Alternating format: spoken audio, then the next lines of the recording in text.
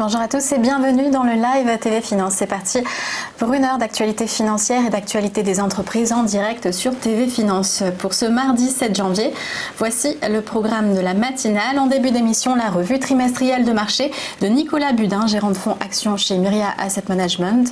Puis Benoît Rousseau, trader pour compte propre et fondateur du blog Handly. Il commentera l'évolution du CAC juste après son ouverture à 9h. Les market movers du jour, les valeurs à la hausse ou à la baisse seront présentées par Bernard Pradeclos, trader pour compte propre et auteur du livre Stratégie de marché.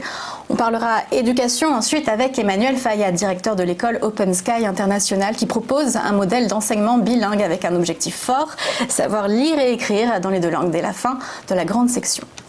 L'interview broker du jour avec nos spécialistes de chez eToro pour un tour d'horizon des actualités des marchés.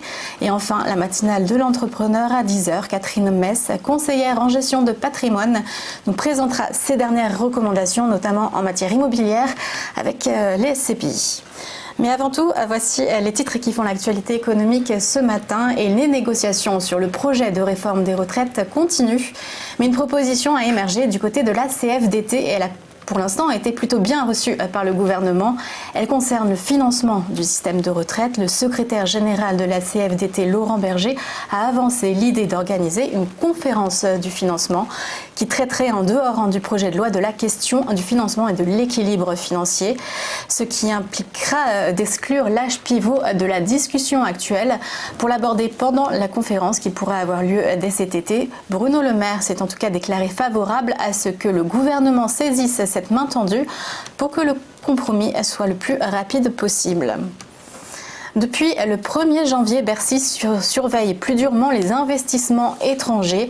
Le gouvernement est maintenant autorisé à bloquer une acquisition si la prise de participation est supérieure à 25% contre 33% auparavant. Cette disposition a été inscrite dans la loi Pacte votée en 2019 et permettrait à l'exécutif d'examiner plus précisément les velléités de puissances étrangères qui investissent dans des secteurs stratégiques français, puisque de nouveaux secteurs ont aussi été rajoutés à l'outil mis en œuvre à l'origine par Arnaud Montebourg en 2014, seront regardés de plus près les investissements dans les médias, le stockage de l'énergie ou encore la sécurité alimentaire, en plus des investissements dans les nouvelles technologies et la défense.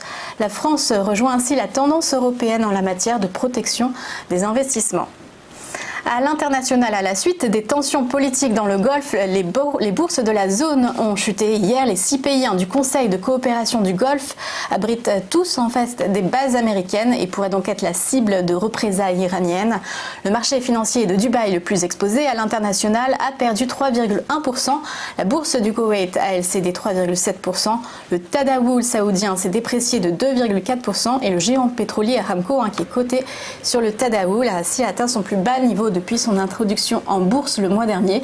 Le titre se négocie hier à 34,55 rials, en baisse de 10%. Et en Europe, pendant la journée de bourse, hier, le CAC a préservé les 6000 points, clôturant à 6013 points, même si la tendance était au rouge avec une baisse de 0,51%. Les autres bourses européennes, le DAX et le FTSE, étaient d'ailleurs aussi en mode défensif. Mais Wall Street a néanmoins terminé hier soir en territoire positif, plus 0,24% pour le Dow Jones et plus 0,56% pour le Nasdaq. Le Brent de pétrole a cassé sa tendance haussière, se négocie maintenant à 68,91$. L'or est lui à 1567$.